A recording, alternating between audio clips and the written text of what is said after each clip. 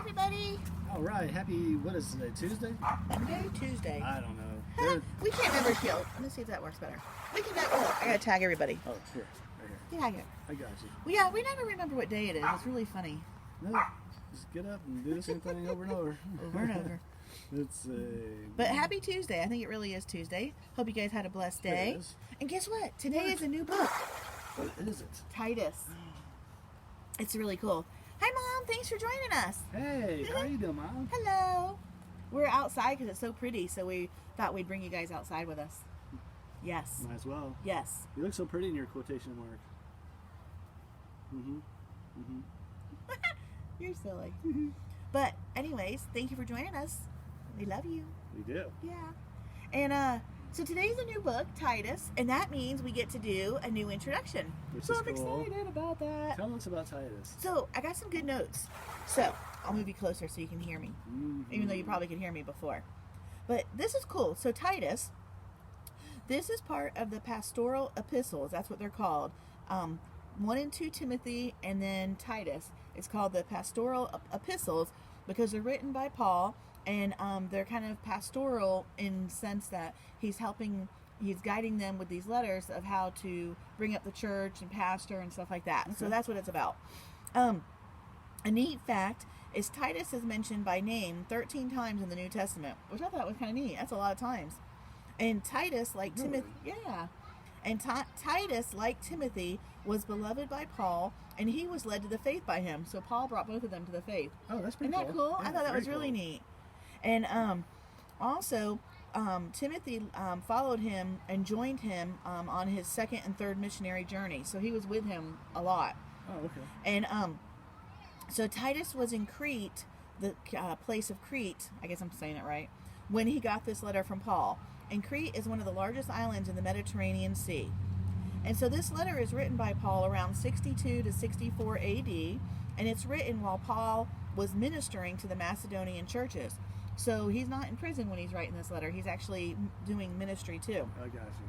And like Paul's letter to Timothy, the Apostle Paul gives personal encouragement and counsel to the young pastor who, though he's well trained and faithful, he faces continuing problems and opposition from ungodly men within the churches where he ministered. And it's just a shame that, so this is written around 60 AD, but not even 60 years after Jesus died and came and all that stuff, it's in the church. You know, the ungodly opposition is from inside the church. So it's just awful. That's amazing.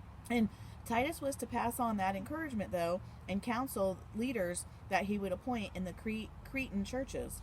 And the main focus of this book is to equip the churches of Crete for effective evangelism. And this preparation required godly leaders who would not only shepherd the believers under their care, but would also go out and be amongst the people, the pagans. Because, you know, and we've talked about that before in some of the other books, is, you know, it's easy to preach God to another Christian, but the real purpose is to go preach God to other people that aren't believers, and be, you know, we're supposed to be amongst the people, not just with our own. You know, we're supposed to be together with others and help bring them to God. Yeah. And so anyways, I thought that was kind of interesting. And then also behaving in a Christian way, and it even is really cool because it even says by interacting with them, testimony of righteous, loving, selfless, and godly lives. So they were supposed to live that way, which is really cool. And then one last thing is I wanted to show this map of Crete, which is really cool. And I put on the Facebook page the overview of Titus, which I thought was kind of helpful. But this map of Crete is really cool, and I'll post it too, now that we're talking about it. But it's neat because you can see I'll put it on there too. But the Timothy went to this area over here, and Titus went down to here to Crete. So that's where they're at. So let's see. I think, it flips backwards, doesn't it? Didn't you tell me I have to do something? I have to take a picture of it, or put it in edit and flip it around or something. Okay, let me do that real quick so that way you guys can see it. Sorry for the delay. I should have had that ready. No problem. But it's really cool, so that's why I want to show you. So I flip it that way. Flip. It didn't flip. It's not listening. How about, is that? How about that one? There it is. Okay. Oh, okay. Now you guys should be able to see it. I'm gonna make it big.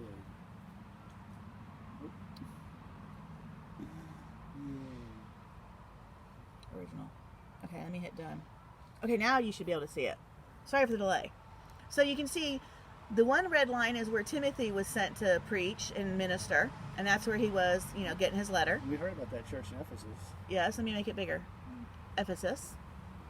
And then Titus is, oh, it didn't show. Titus is down there in Crete. Little island down there. Yes, poo.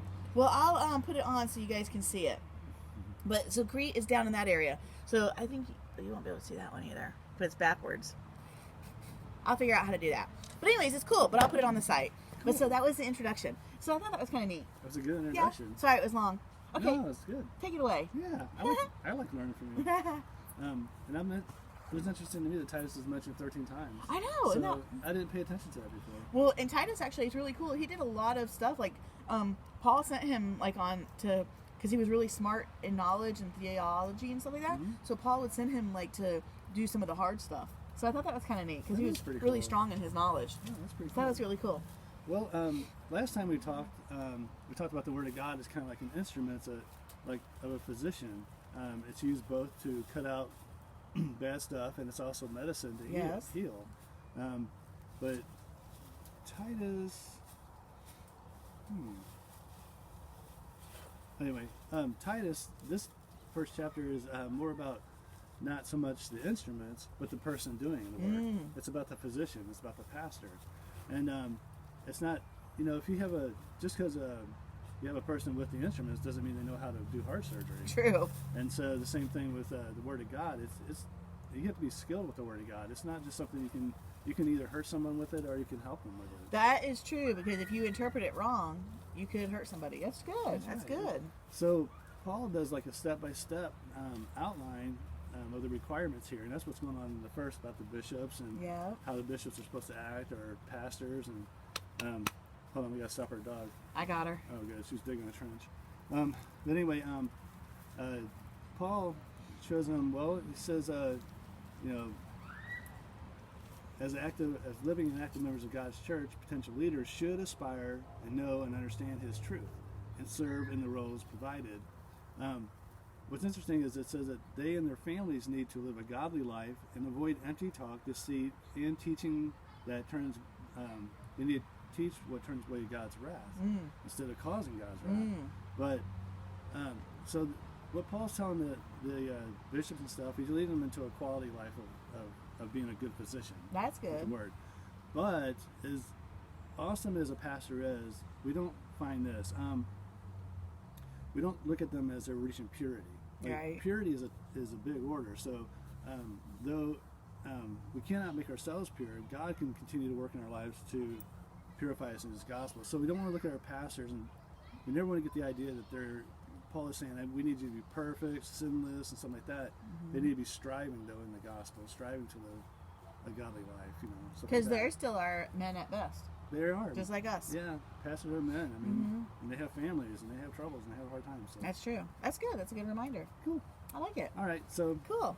anyway. Well, this is fun. So this is Titus. There's only like 3, so we'll have that done in just a couple more days, which is exciting. Yeah. Thanks for joining us. I'll post the pictures on Facebook. The mom says it's 80 degrees. So It's a cold front. they have a cold front.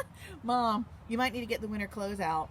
Sounds like it. I know. Yep. 80 degrees. Almost time for chili. Better put away the bikini. Yeah. All right. We love you guys. Thanks for joining us, and we'll see you tomorrow. Bye. Love you.